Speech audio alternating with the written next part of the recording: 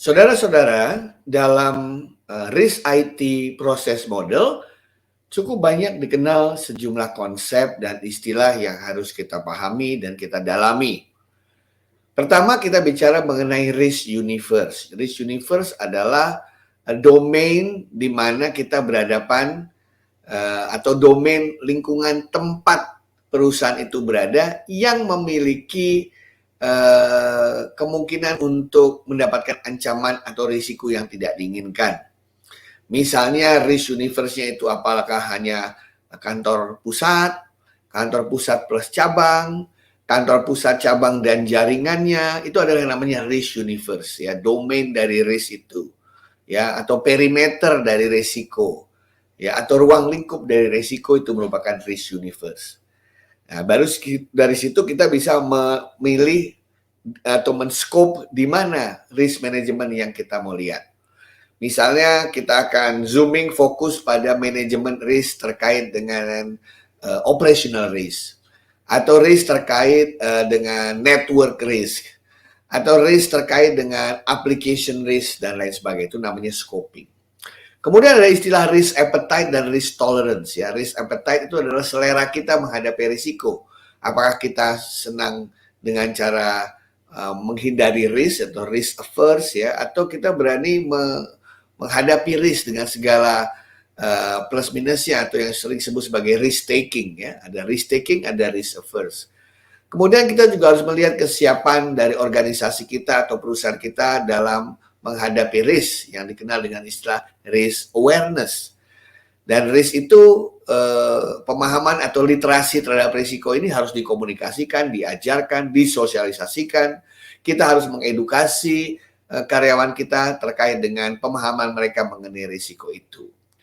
Kemudian juga kita mengenal yang namanya risk skenario, yaitu hal-hal apa saja yang mungkin terjadi, yang probabilitasnya kemungkinan besar terjadi, dan seperti apa skenario kita menanganinya misalnya. Risk respon, bagaimana kita menghadapinya, dan bagaimana kita memprioritasisasi seandainya ada lebih dari satu risk yang kita hadapi. Bagaimana kita memitigasinya, mengurangi probabilitas risiko itu terjadi, atau seandainya terjadi mengurangi dampak yang disebabkan olehnya. Dan juga risk analysis workflow istilahnya, bagaimana kita menganalisa risk tertentu, karena bisa saja satu risk akan mempengaruhi risk yang lain, atau kita kenal dengan istilah efek domino. Nah, kita juga dalam melihat risiko ini, kita juga akan berhadapan dengan berbagai kerangka ya, karena kita ingin menerapkan atau mengadopsi good practices seperti risk IT atau COVID ya.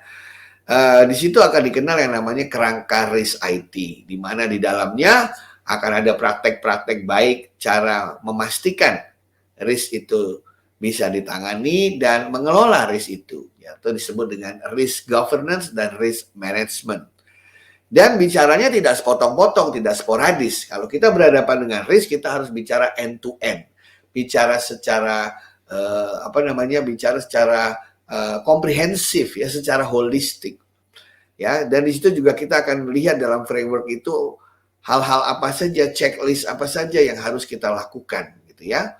Dan kita juga berhadapan dengan sejumlah banyak tools dan teknik yang bisa kita pakai untuk menghadapi risiko-risiko tersebut. Di samping itu juga dikenal adanya banyak panduan-panduan untuk menjalankan risk IT.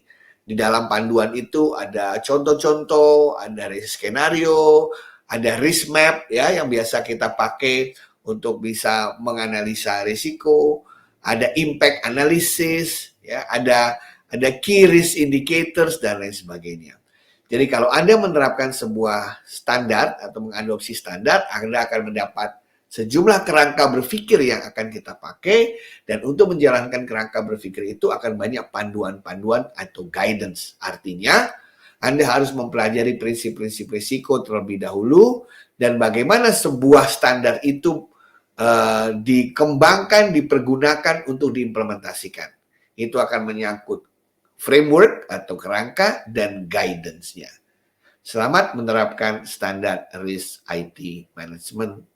Semoga Anda bisa memanfaatkan semua kerangka yang ada sehingga Anda bisa mengelola IT risk dengan baik.